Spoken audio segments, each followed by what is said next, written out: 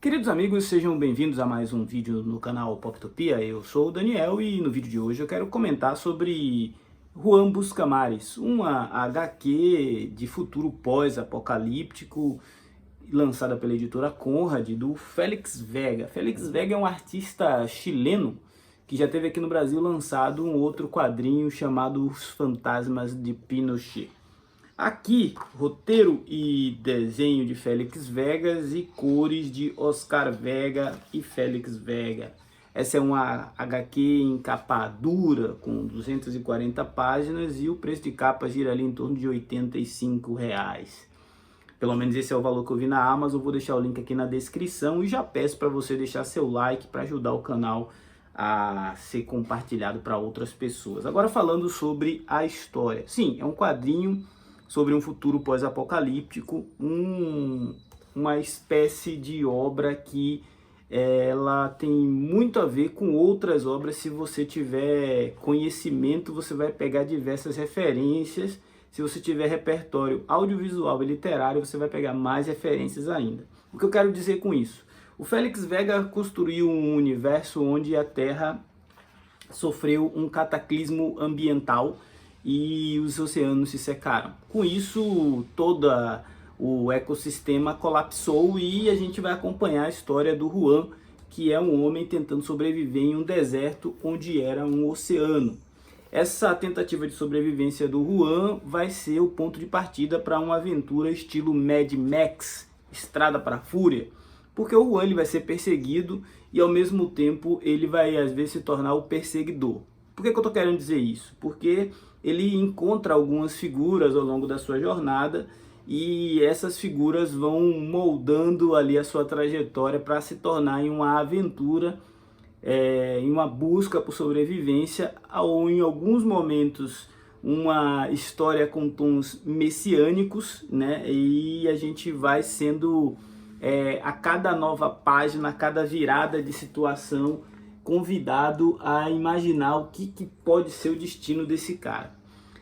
Quando eu mencionei que a gente encontraria referências em obras da literatura, eu já puxo de cara o Duna, do Frank Herbert. Eu tenho uma verdadeira obsessão com Duna de Frank Herbert porque foi o primeiro livro de ficção científica que eu li e que explodiu minha mente quando eu tinha, sei lá, 12, 13 anos. Acontece que aqui o Juan Buscamares vive num cenário muito parecido, desértico, árido, a água é algo muito valorizado. E é nesse contexto que ele vai acabar virando uma espécie de messias, lá como Paul Atreides de Duna. No meio do deserto ele encontra um profeta e esse profeta acaba constatando que ele é um enviado para buscar os mares. E aí ele vira o Juan, deixa de ser apenas esse cara que está lutando por sobrevivência para se tornar o Juan Buscamares. Ele também é perseguido por uma tropa do exército, que representa o quê? Representa o que sobrou da civilização como nós a conhecemos. Essa tropa se sente ofendida por conta de um ataque que aconteceu e mira no Juan como o alvo ali da sua vingança e objetivo de fazer justiça.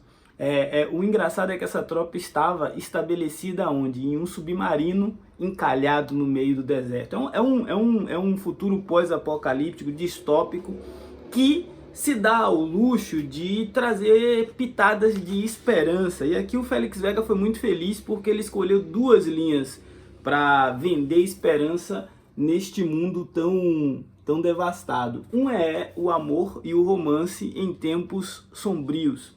O nosso herói, o Juan Buscamares, vai conhecer e vai encontrar uma jovem chamada Aleluia.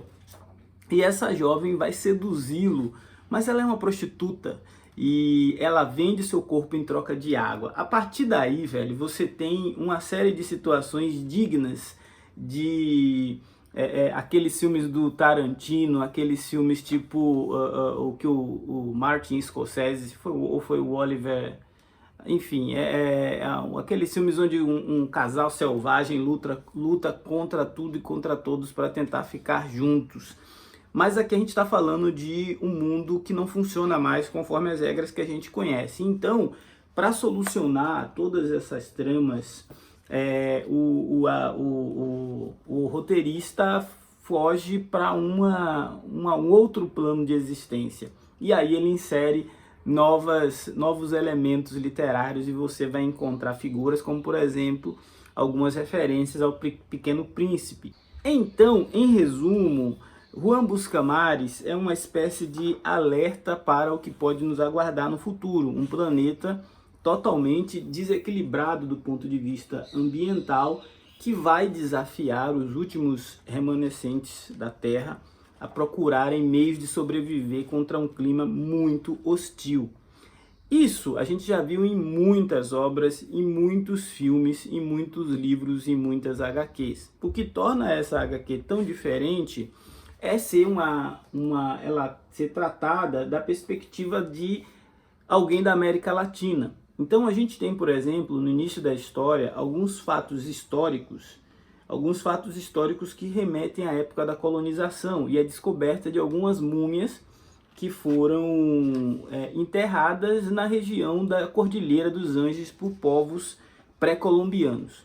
Então, assim, Juan Buscamares entra, ao meu ver, como um dos quadrinhos mais interessantes de serem lidos esse ano, né? Eu recentemente tinha comentado sobre o Mecânica Celeste do Comic Zone, que tem uma abordagem de futuro pós-apocalíptico um pouco mais otimista. Aqui não. Aqui a gente tem uma abordagem de futuro pós-apocalíptico extremamente, vamos dizer assim, pessimista mesmo. Às vezes lembra até as mega cities lá do Juiz Dredd. Lembra em alguns momentos o Evangelho de São João, porque tem uma questão do batismo, tem uma questão de encontrar o Messias, de abrir caminho para o Messias, tem um julgamento da mulher pecadora em determinado momento, e o Messias aqui tem uma postura completamente diferente daquela que a gente conhece das escrituras sagradas. Enfim, esse é um quadrinho que quanto mais você tiver bagagem, quanto mais você tiver repertório, mais divertido ele vai ser para você e mais enriquecedor ele vai ser para a sua experiência como leitor. Acontece que esse é um quadrinho para públicos adultos, porque ele tem uma alta dose de sensualidade e erotismo, mesmo nesse contexto de mundo devastado. Aí eu diria que foi uma tentativa do autor paquerar ali com o universo do Sarpieri lá em Druna. Mas isso eu deixo para outros entendidos comentarem. Esse foi o Poptopia de hoje. Se não for inscrito, se inscreva, ajude esse canal a crescer e ganhar relevância nesta concorrida plataforma. Afinal, falar de gibi é sempre bom. Falar de um bom quadrinho de ficção científica é melhor ainda. Forte abraço. Até a próxima.